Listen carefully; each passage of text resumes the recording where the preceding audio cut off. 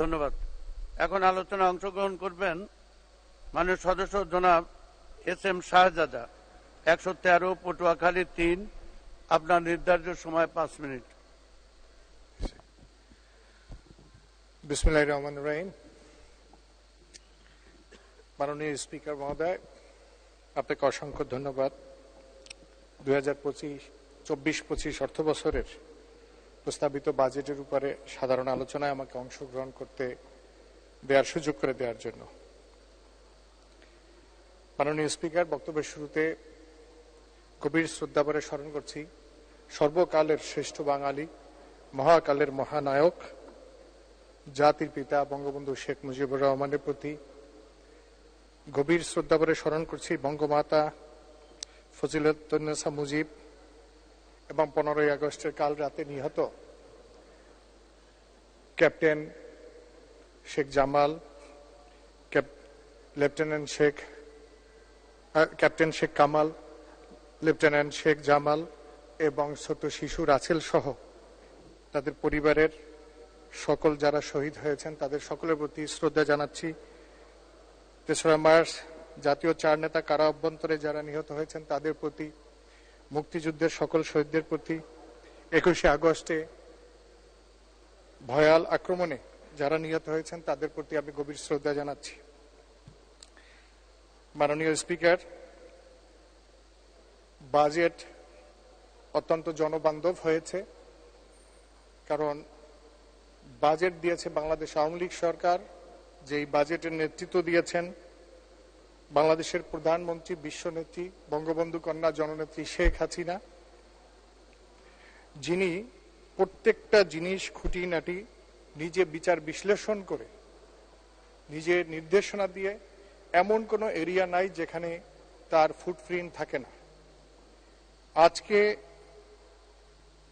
27 March Osmani শিশু স্মৃতি মিলনায়তনে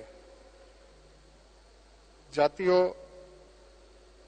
শিক্ষা সপ্তাহ 2024 এবং জাতীয় শিক্ষা পদক 2023 এই অনুষ্ঠানে মাননীয় স্পিকার আপনি নিজেও সেখানে উপস্থিত ছিলেন। আজকে আপনি দেখেছেন যে মাননীয় প্রধানমন্ত্রী তার বক্তব্যে বলেছে যে স্কুলে মিড ডে মিল চালু হয়েছে, সেই মিড ডে মিলে বাচ্চাদেরকে যে বিস্কিট দেওয়া হয় সেটা সে নিজে টেস্ট করে দেখে সেটার স্বাদ কেমন হয়েছে, তারপরে সে সেখানে সাজেশন দিয়েছে যে বাচ্চাদের এই বিস্কিট ভালো লাগবে না, এই বিস্কিটের ভিতরে চকলেট কিংবা স্ট্রবেরি ফ্লেভার দিতে হবে।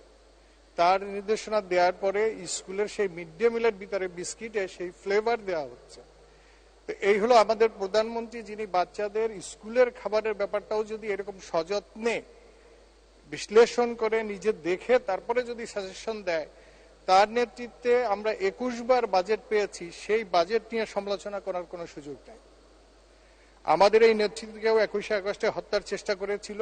মাননীয় স্পিকার দেখেন, আল্লাহর কি রহমত, মাননীয় প্রধানমন্ত্রী বঙ্গবন্ধু কন্যাকে 21 বার হত্যা করার চেষ্টা করেছিল।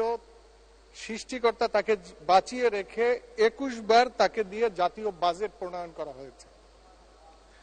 আমরা দোয়া করি সৃষ্টিকর্তার কাছে মাননীয় নেত্রী এভাবেই 2041 সালে যে স্মার্ট বাংলাদেশের কথা বলেছেন, সেই স্মার্ট বাংলাদেশ আমরা তাকে সাথে নিয়ে ইনশাআল্লাহ উদযাপন করব সবাই।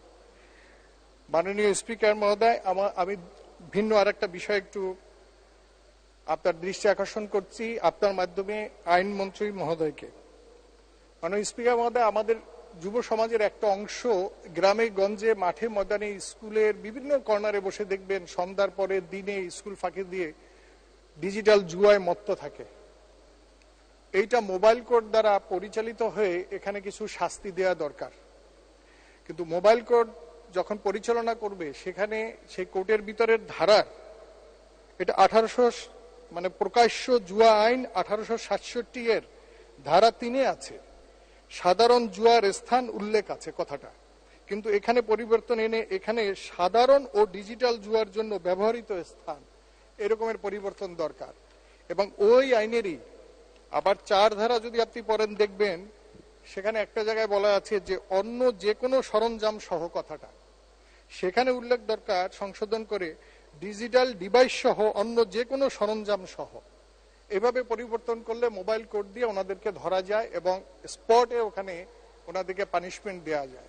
আর জুয়া আইনের যে পানিশমেন্ট দেয়া আছে সেটা বর্তমান সময়ের সাথে এটা সামঞ্জস্য না, এটা আরো অনেক বাড়ানো দরকার। সদস্য 1 মিনিটের মধ্যে শেষ করবেন অনুগ্রহ করে। বললাম আজকে।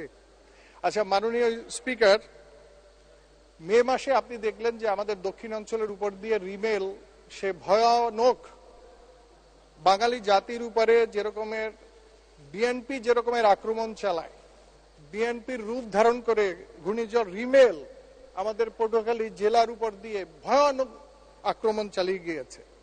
এখানে আমার নির্বাচনী এলাকায় গলাচিপা 10 মিনাতে 5,000 ঘরবাড়ি বিনষ্ট হয়েছে, তার ভিতরে 4,000 সম্পূর্ণ ধ্বংস হয়ে গেছে।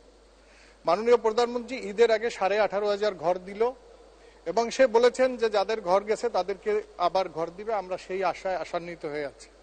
মাননীয় স্পিকার, পিআইও অফিসের হিসাব মতো, এলজিইডি হিসাব মতো প্রাণী সম্পদ, মৎস্য সম্পদ, কৃষি, পানি সম্পদ সহ আমার এলাকায় চিহ্নিত 339 লক্ষ কোটি টাকার ক্ষতি হয়েছে। ধন্যবাদ মাননীয় সদস্য, আপনাকে অসংখ্য ধন্যবাদ। আমি আপনাকে সময় দিতে পারছি না, আপনি শেষ করুন। 1 মিনিটেই শেষ করে দেব।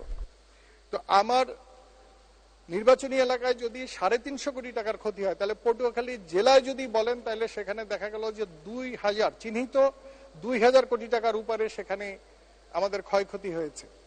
আমি সংশ্লিষ্ট মন্ত্রণালয়গুলোকে আমি বলবো, আপনার মাধ্যমে মাননীয় প্রধানমন্ত্রীর কাছে অনুরোধ করব, পটুয়াখালী জেলা উন্নয়ন প্রকল্প নামে একটি প্রকল্প নিয়ে আমাদের এই জেলায় যে তাণ্ডব এবং যে ধ্বংস হয়েছে সেই ধ্বংস থেকে আমাদেরকে পরিত্রাণ দিয়ে উন্নত জীবন দিবেন। এছাড়া আরেকটা বিষয় মাননীয় স্পিকার আপনাকে বলতে চাই, স্বরাষ্ট্রমন্ত্রী মহোদয় থাকলে ভালো হইতো যে আমরা দেখলাম যে পুলিশের স্বাস্থ্য ব্যবস্থা নিয়ে কোনো কাউন্সিলিং হয় না। আবার হবে কিভাবে? একজন পুলিশ আরেকজন পুলিশকে কয়েকদিন আগে গুলি করে মারলো। আমার 10 মিনা উপজেলা থানায় সেখানে যে পুলিশরা বসবাস করে সেখানে কোনো মানুষ থাকার উপযোগী অবস্থা নাই, তাহলে সে মানুষকে সার্ভিস দেবে কিভাবে? আমি তো আর কথা বলার সময় পাচ্ছি না। মাননীয় স্পিকার মহোদয়, আমার 2 উপজেলায় 2টা থানা ভবন দরকার আধুনিক। আমি এই বলে বক্তব্য। মাননীয় সদস্য, আপনাকে অসংখ্য ধন্যবাদ।